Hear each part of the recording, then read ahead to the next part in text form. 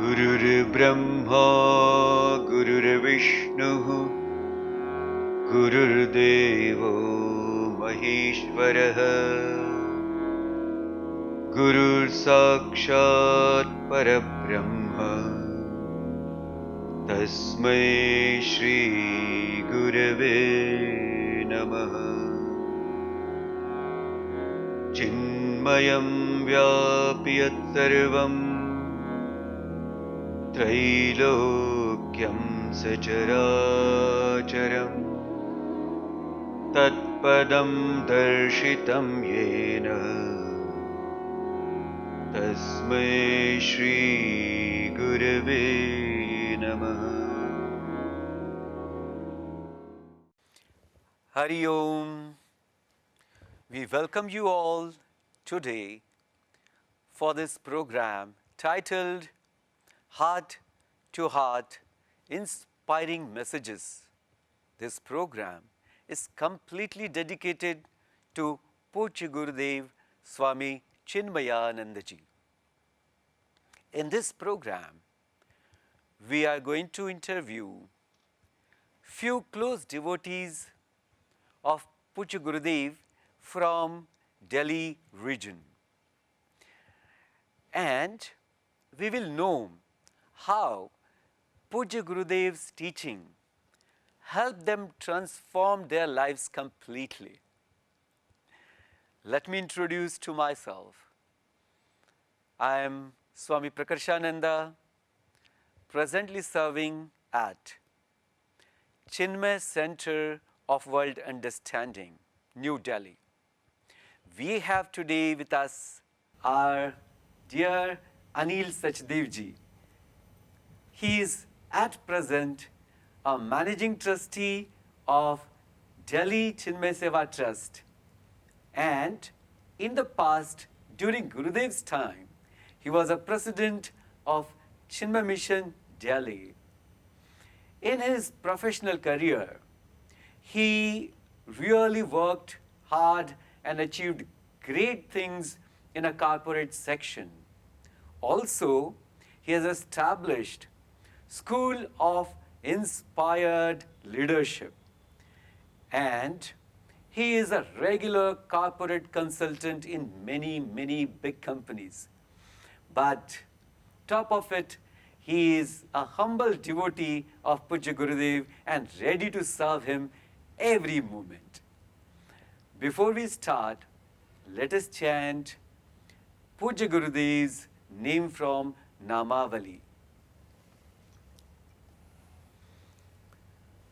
Om Anandaya Namaha, Om Atmasvarupaya Namaha, Om Ishwaraya Namaha, Om Udara Hridayaya Namaha, Om Utsahavardhakaya Namaha, Om Ekasmai Namaha, Om Omkaravide Namaha, Om Karunasagaraya Namaha, Om Karmaparayanaya Namaha, Om Kalatitaya Namaha, Om Shri Chinmaya Sadgurave Namaha. Anil ji, the first name today we chanted of Pujya Gurudev, Om Anandaya Namaha. And I know Pujya Gurudev as total happiness. And it's so appropriate name of Pujya Gurudev. Can you please share your thoughts on this? You know, Swamiji, I was only 5 years old when I met Gurudev. And all the moments in his presence, you felt like smiling for no reason. He had that unconditional love, the way he related to everybody, whether it was a small baby or it was the grandfather in the house, including the people who were serving, cooking, cleaning, when he came for bhiksha, the way he treated everybody with unconditional love. Can I interrupt you? Because this first time I'm listening that, he was so unconditional to the, the housemaids also. Wow. Each time he came for the bhiksha, he always inquired about the people who were cleaning the house, cooking, made sure they got their prasad, talked to them with complete respect and love. So they all felt completely like being part of one family, and I noticed that from a very young age about Gurudev. That was something very special about him. Yes, this is really fantastic, the opinion of yours. Yeah. So the whole family, as I know, mother, father, all brothers, sisters, and you yourself, completely devoted to Pujya Gurudev. How has this magic happened? When my mother was very young, she became a disciple of Maharaj Sawan Singh Ji, and from the age of 9 she became a meditator. And when she got married to my father… Just a minute. Yeah. 9 age, Yes. you are telling about your mother? Yes. My God. She was a meditator and she was very spiritually inclined. So at the age of 19, when she got married to my father, and she entered my father's home, and she found that the practices were very different from what she was used to, because my father was smoking, he was having alcohol, he was eating non-veg food. So she went crying to her guru, Maharaj Sawan Singh Ji, said, Maharaj Ji, you approved this wedding, now I am experiencing a culture which is very different. So then Maharaj Ji asked my mother, is he a loving husband? He said, yes. Does he treat… Yes. What a fantastic question. That's right. She said, yes, that way he's absolutely a wonderful person, So she said, okay, don't worry, Vimal, my mother's name. One day a time will come when there will be a complete change in him. So in this year 1959, when my father was 44 and we already were now 6 siblings, my mother had a dream. Her Guruji came into her dream and said, the day has come for your husband's new journey. And that day my father, as he did every day, he used to go to his best friend's house here in Delhi, Pershing Road, Mr. M.R. Kumar, and they used to go every day to the club, then they would play cards, have some drinks, come home. And we had our cook Rikhi Ram from Kangra, who would cook special food for them, non-veg, in a separate set of utensils in an external portion of the house, because my mother would not allow it to be done in the kitchen. Yeah. But that day when they returned from that so-called club trip, they were very silent. They were not the usual extrovert, boisterous selves, and they were very quiet. And then they began to tell my mother that, my father said I had called to the best friend's house to take him to that lecture, to the club, I beg your pardon. And there the wife said, the best friend's wife, today he will not come with you because he's gone to listen to a Swamiji. Just a minute. Yes. So your father's friend. Yes. Okay. He had gone to listen to the Swamiji, and my father's friend would every day go with my father to the club. But today, my father, when he went to his friend's house, the wife of my father's friend said, today he will not go with you because he's gone to a spiritual discourse. So my father said, is he mad? Why is he listening to these god men? They're all frauds. So his wife, friend's wife, told my father, if you think it is like that, go and pull him out and take him to the club. So my father went to modern school ground in Barakhamba Road to pull his best friend out of the talk. But when he entered inside and he looked into the eyes of Gurudev, that was Swami Chinmayananda, he just forgot why had he come there, and he just began to listen to him. And Gurudev was asking some very important questions. He was asking, who are you? And my father said, this is my name, this is my qualification. And Gurudev was then telling, I'm not asking your age, I'm not asking your qualification, I'm not asking your position. Who are you? And why are you here? My father said, I am here to get my friend out. But Gurudev was asking some very profound questions. Why are you in this world? I think this is the magic. Yes. And my father said that till the age of 44, he thought the purpose of life is get education, get married, raise children, then gracefully retire and finish your responsibilities. he had never thought about the inner journey. He had never thought questions like, who are you and why are you here? So that evening when they came back, Rikhi Ram brought, whiskey. He said, no alcohol. Cigarettes, no cigarettes. He said, masala is ready for your chicken. He said, no meat from today. In one moment, Swamiji, he was completely transformed and he went into this inner journey. Oh, that I can understand as a master's blessings. Yeah. And he took 3 months off from the army, went to Uttarkashi to be with Gurudev. He didn't know Sanskrit but began to study these scriptures and Vedant. And then for the rest of his life, he was completely on a different journey. And Balavihar classes were held in my house. My father and mother both used to conduct those. We all attended. So right from early childhood, all of us and our siblings, and then we had Gurudev at our home. So often he came to our house. Every time he was in Delhi, those days he came. Then in Pune, every time he was in Pune, he would come to our house. So it's been an absolute blessing. And for all of us, we could say that Gurudev has been the most important influence in our lives.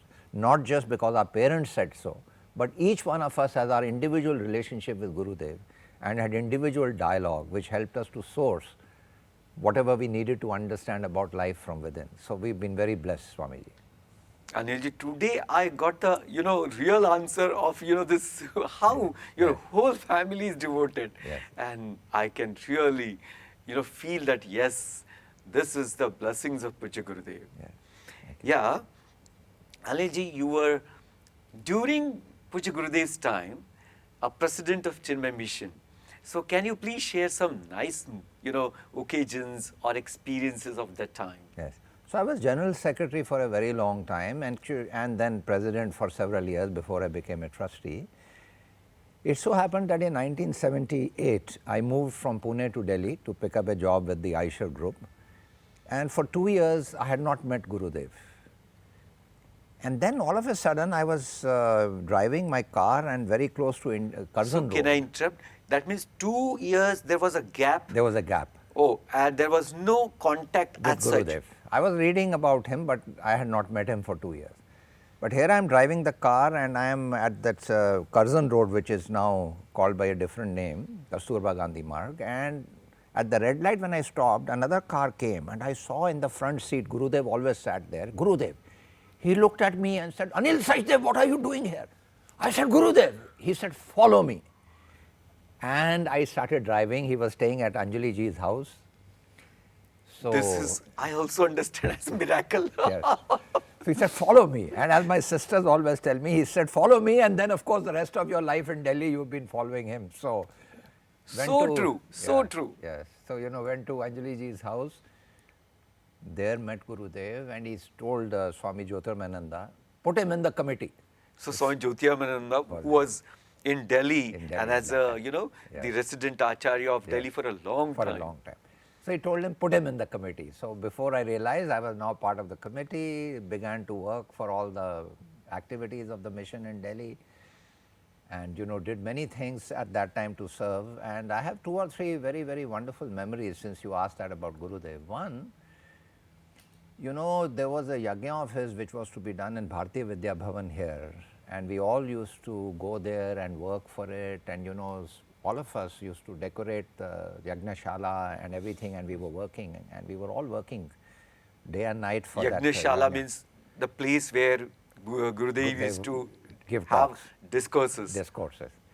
And thousands of people would come and listen to him, So on that particular day, when everything was beautifully ready, and Gurudev would always arrive just 2 minutes before 6:30 p.m. You could time your watch by his arrival. So he would come at 6:28, got out of the car, and just then the power went off, electricity went off. And somebody quickly went and phoned and said, there is a major breakdown. So I went to Gurudev and I said, Gurudev, I received him from the car. There is a power failure. And, would you like to wait for some more time because, the microphone will not work. Never mind, he said, and straight away started walking up the stage and we were all looking, what's happening? Never mind. And he sat down in his seat and started chanting with his deep, resonant voice, Om. And as soon as he started chanting, the so-called power cut, which the engineers had told us will take several hours to get repaired, we don't still know how it happened, the light came on. So it was a very beautiful experience. Later on, after the talk, we were with Gurudev at the Bhiksha that evening, and so we were saying, Gurudev, this is remarkable, this all happened.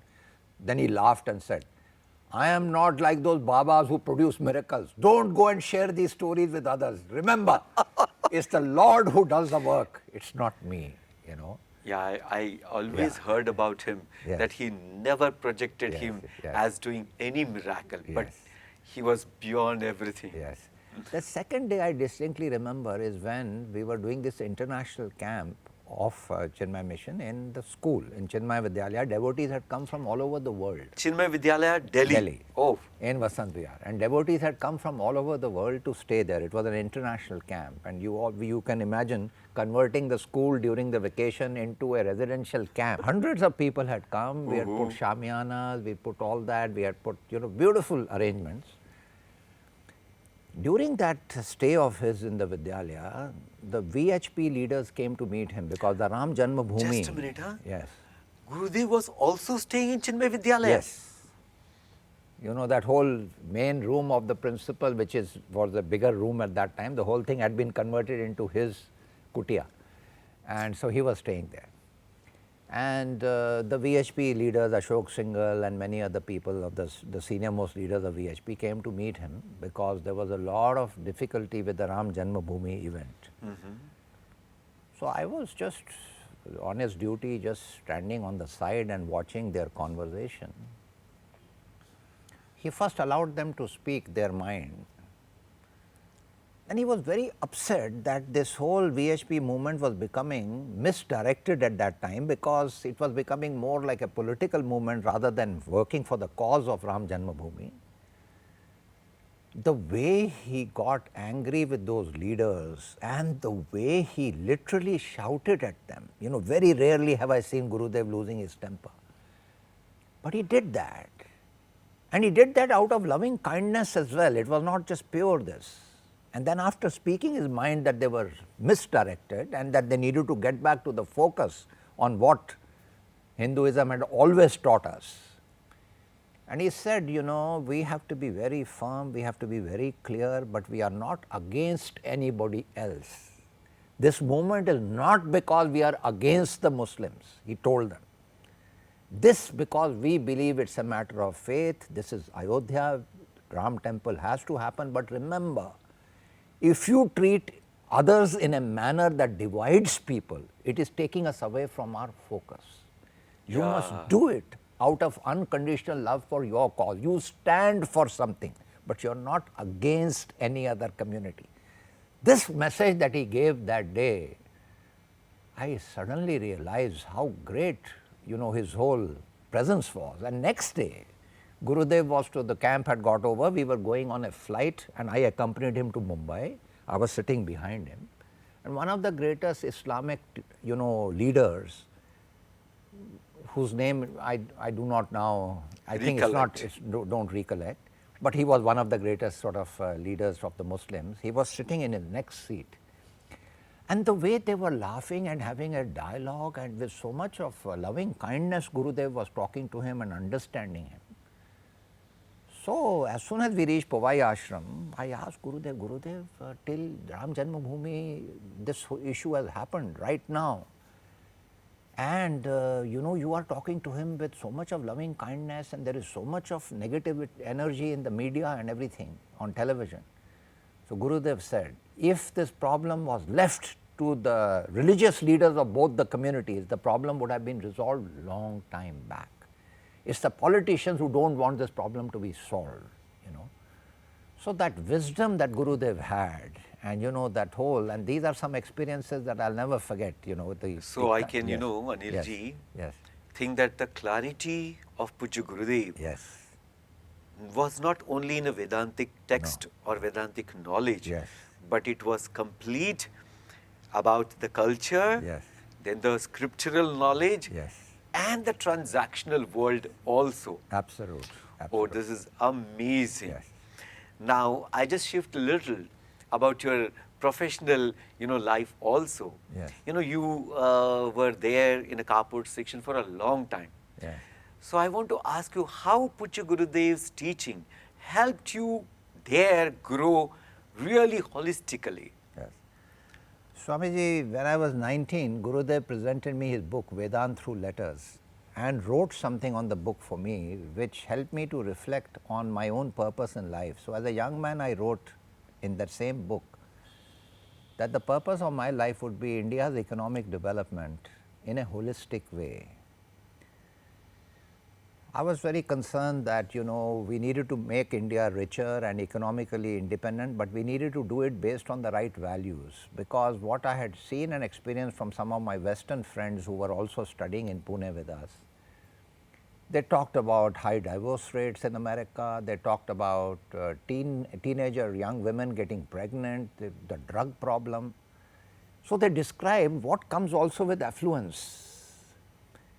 And I said to myself, if we become richer like America but lose all our values and culture, then what good is that economic development? As a young man, I used to think like that. So I wrote that my mission in life will be to join industry, contribute to India's economic development, but establish that it can be done based on sound values. So, I was very fortunate that I joined the Tata Group and then I joined Eicher, and in the interview with the Eicher chairman and the managing director, I mentioned to him, this is my life's dream. I would work with you for 10 years, then I will create a think tank and a consulting company that will help other large organizations to transform. I want to bring Gurudev's teachings and lessons into the way we help industry. So I was very fortunate. I was a young man, I was hired for the job, and then I got many other senior management roles very quickly. Eicher grew. I was fortunate to work with excellent people. I grew with the organization. I joined the board of the company at the age of 35, and the Eicher chairman then asked me, Anilji, do you want to leave? Anil, do you want to leave Eicher? I said, no, what kind of question is that, Vikram, Mr. Vikram Lal, because I love Eicher, but you know about my dream about setting up that consulting organization. So, I'm a bit confused by your asking the question. He said, no, Anil, we've thought about it. Why don't you make your idea into a company on behalf of the Eicher Group? So we created a company called Eicher Consultancy Services, which had an unusual vision statement. It said, India's economic development without spiritual impoverishment. So just a minute, so you were working for Eicher also, and this was a company parallel which was going on? Yes, this company was born as a subsidiary of the Eicher Group to give power to this dream that some of us were inspired by. So it became a 100% subsidiary of Eicher. It was a new company called Eicher Consultancy Services Limited. And for each of these words, economic development without spiritual impoverishment, we had consultancy areas. For example, the first one was total employee involvement to help companies. What is that meant by that? You see, people were calling humans as human resources. Gurudev had taught us humans are not human resources, they are the very source. And inside every person there is the very source. Anilji, what a profound thought this is. Yes. Fantastic. Yes. And so we said to all the companies, you know how to involve the body. To some extent, you know how to involve the mind. But we are talking about total involvement, which means we have to help all your employees to feel a sense of joy and creativity by overcoming fears and developing that deep love for their work and the purpose for which they stand for. So the organization has to create this sense of involvement. This is also amazing thought. Yes. And again, another thought came just to my mind. Yes. Then you have established such a fantastic this management school. Yes. School of inspired leadership. Yes. So I want to ask you, what was the inspiration behind it? Yes. So that consulting company went on to become a large company, and we worked with all the major companies of India, the Tata Group, the Mahindra Group, and many other large groups, Schneider, Hindustan Lever, all big companies.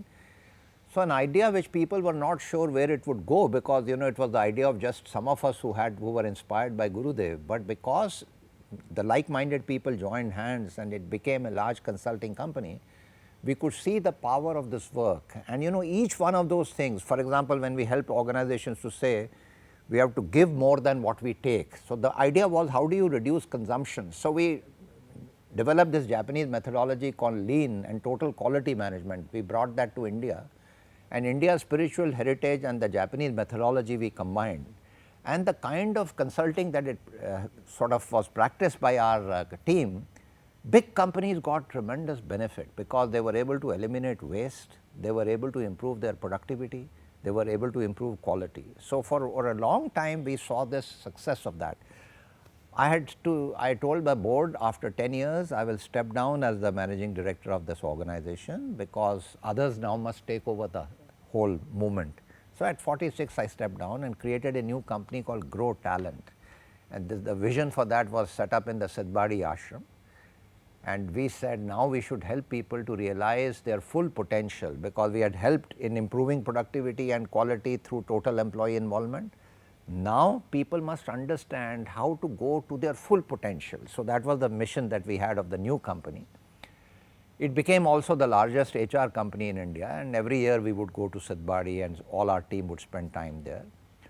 In the year 2006, we realized that in a very short time we had become the largest HR company in the country, and again with Gurudev's blessings and all the wonderful love and affection we got from his grace.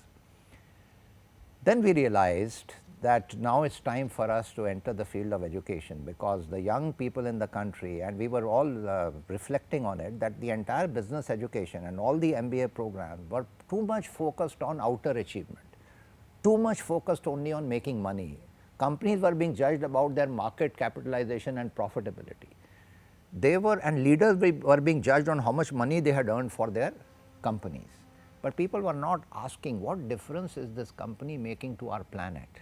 What difference is it doing to the way we live now? So, I can understand here, Yes. as Yes. they were having a narrow vision. Yes. And we wanted to bring Gurudev's vision into education, to say we should create a business school which thinks in a holistic way. So, again we went to Sidbadi, we had people from all over the world who came for that visioning process. And it was a remarkable experience. At the end of those 3 days of time together in Sidbadi, we came out with the new vision for setting up soil, which said, developing leaders with solid character, the whole mind thinking, which we call competence, and deep enthusiasm. And every word for that was converted into a curriculum for the MBA program. For example, on enthusiasm, there is a class that we teach, and I personally teach that on self-leadership, which is around the 3 questions my father was asked when he went to listen to Gurudev. Who are you? Why are you here? And now that you answer these questions, what will you do with the 2 answers? So enthusiasm, the way we define it, is to say, recognize what your true strengths are, what your nature is. Recognize what your inner voice is guiding you as to the work you have come to do in this world, and learn how to leverage your own talent towards serving that cause which is much bigger than you. When that happens and you become the servant of that cause, you will do your best work, you will be enthusiastic. Anilji, I got my answer. Fantastic. Yes, yes. And, Gurudev was there with you for a long time. Yes. But now, how do you feel his presence in your life as a guiding, inspirational force? It's very interesting. Last night itself I got a dream about my parents and my father. I don't know, he came to my dream after a long time, and he blessed me, and I hugged him, and my father's face was always smiling and peaceful, and each time he narrated anything, he said it is because of Gurudev that this has happened. So, we feel Gurudev's presence at every moment in our life, and it is not because of this interview. I and my siblings and even our children and all of them feel his presence at all the time in our life. As you know, recently I had a very difficult COVID case. I was in COVID, and I was in isolation in my room, and I had this long COVID, and I was on steroids. But I felt Gurudev's presence with me all the time. And when Guruji sent the message through Manisha to me, tell Anilji Hari Sharanam. So to me it was Gurudev, Sharanam with Gurudev, and I was listening to his talks, I was listening to Guruji's bhajans. So my whole day was spent during my illness, the entire day. And you know, on 8th of May, which was, I was still having fever, we had hosted 24 hours non-stop prayer ceremony all over the world. All our alumni and friends from all over the world joined. And that was the first day when we were remembering Gurudev, and there were many devotees from different parts who were part of the prayer circle. That was the first day also when my fever disappeared on 8th of May. And if you notice this, as the government of India said, 8th of May onwards, the second wave of COVID began to reduce on Gurudev's birthday. All scientists said 8th May was the peak. From that day onwards, it began to reduce.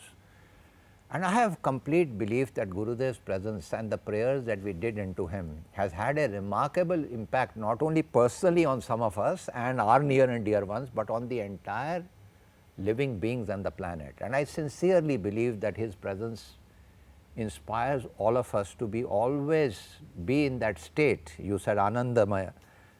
So that is really what it is, you know, to do that. And there are times when we all get agitated, there are times we get disturbed, there are times we have to, but then always his voice guides. Even now when I went to the Guru Mandir at the back, I could hear his voice talking to me with that booming laughter. So he's just part of our entire life, Swamiji, and I cannot describe how Anilji, fortunate we are. I can just feel that, you know, presence of Pujya Gurudev in your heart.